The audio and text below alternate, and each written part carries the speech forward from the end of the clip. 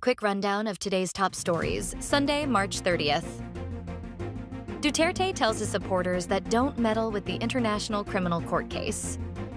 Former President Rodrigo Duterte has urged his supporters not to interfere in his case before the International Criminal Court, Vice President Sara Duterte said. Speaking on behalf of her father, the vice president said the older Duterte had conveyed this statement to his lawyer as she could not meet him on Friday, March 28th, for his birthday, as this date was reserved for her sister Veronica and the latter's mother, Cielito Hanilet Avancena.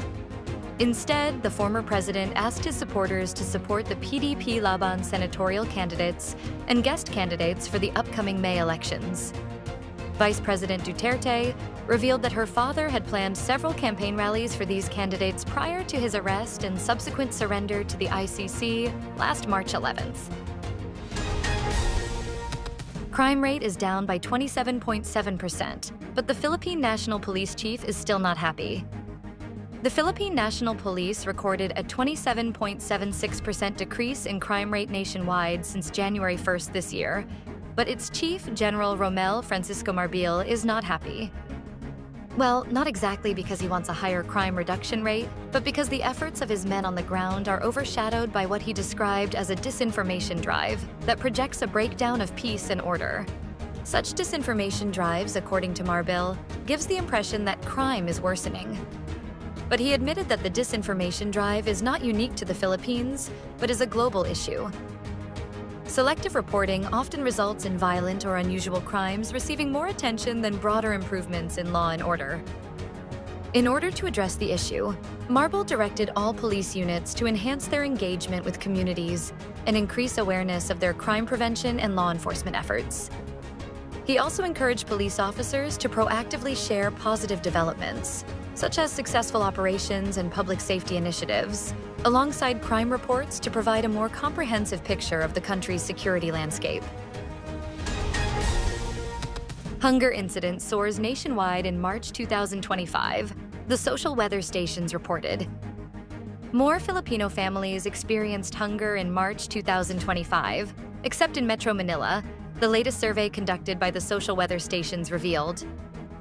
The survey was commissioned by the Stratbase ADR Institute. According to the March 15th to 20th, 2025 survey, 27.2% of Filipino families experienced involuntary hunger, being hungry and not having anything to eat, at least once in the past 3 months. This translates to approximately 7.1 million households nationwide going hungry at least once during the period covered. SWS clarified that the hunger questions are non-commissioned and are included on SWS's initiative and released as a public service. It said hunger questions were directed to registered voters starting January 2025. 3 weather systems to bring cloudy, rainy conditions to parts of the Philippines.